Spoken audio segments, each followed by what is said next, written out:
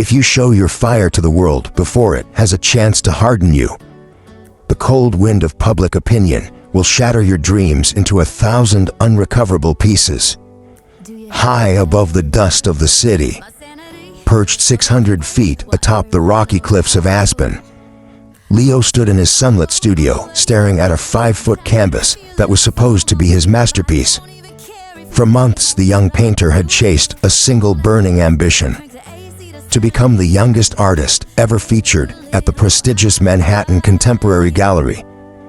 Leo possessed undeniable talent, a rare gift where his brushes could capture light like liquid gold and render emotion with startling depth. Yet he carried one tragic flaw that threatened to destroy everything he built. He simply could not keep his work to himself. Every single time he laid down a striking background or captured a raw expression, long before the oil paint could even begin to dry, he would pull out his phone, snap a photo, and broadcast his unfinished vision to hundreds of thousands of followers online. He craved the instant dopamine rush of early validation, needing to hear the applause, read the glowing comments, and see the digital nods of approval before the work was even halfway done.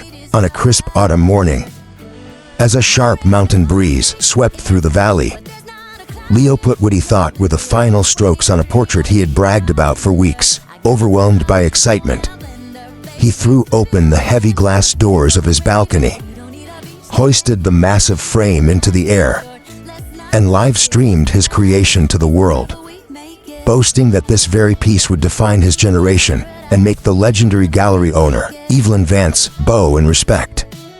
But as he held the heavy canvas aloft, seeking the applause of an unseen audience, a violent gust of wind whipped across the terrace, catching the top edge of the frame in a split second of horror.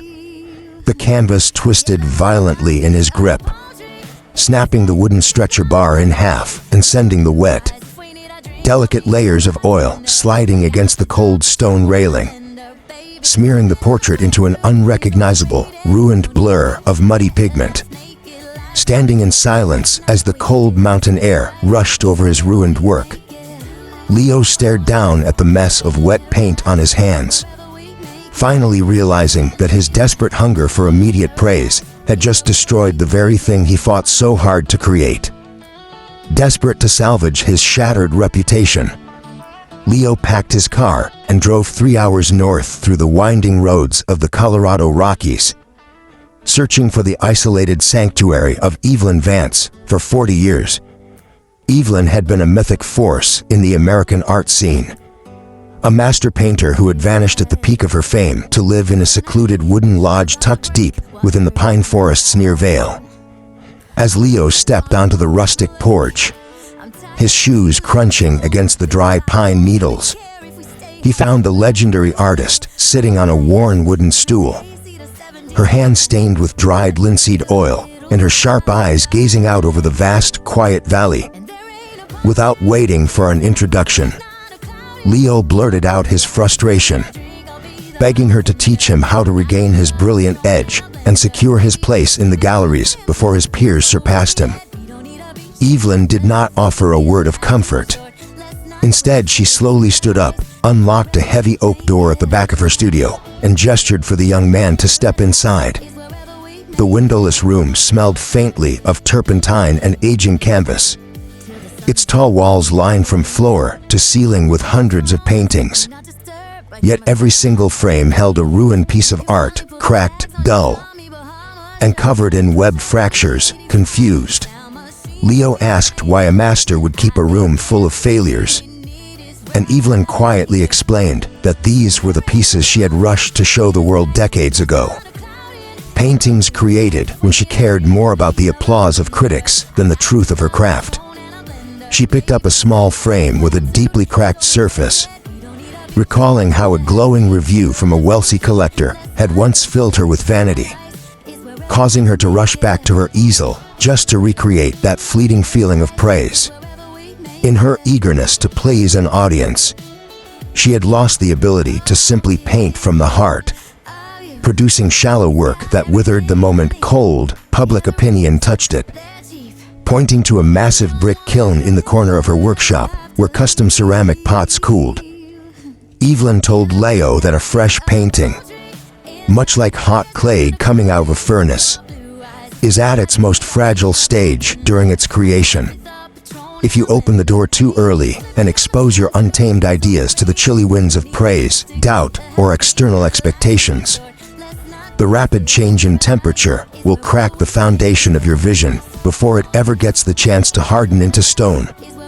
Staring at the walls of ruined art, Leo felt the truth sink deep into his heart, realizing that every time he had posted his half-finished work online for quick compliments, he had opened his own studio doors too soon and destroyed the heat of his original inspiration.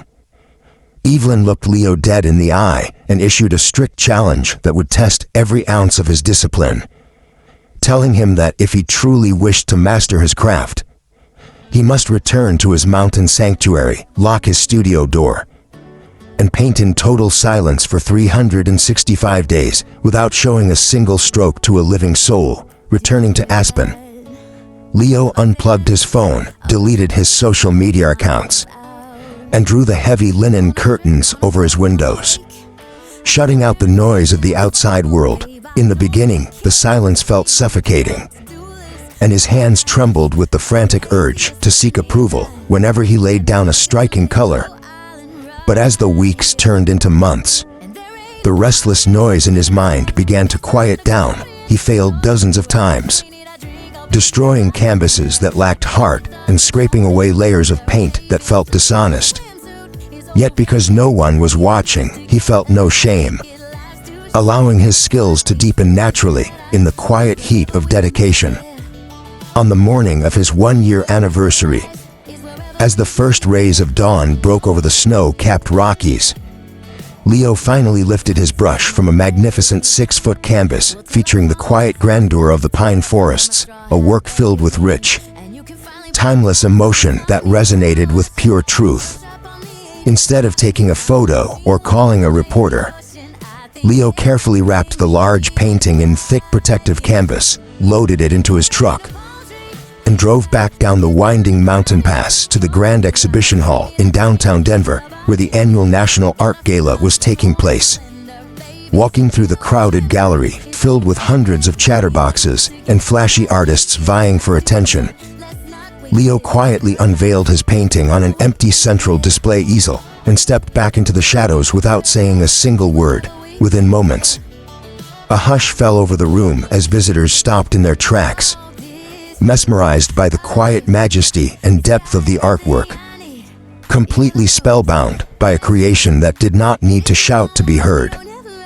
Evelyn Vance stood in the center of the crowd, gazing at the piece for a long time before turning to find Leo in the back, offering him a subtle nod of ultimate respect that signaled his journey was complete.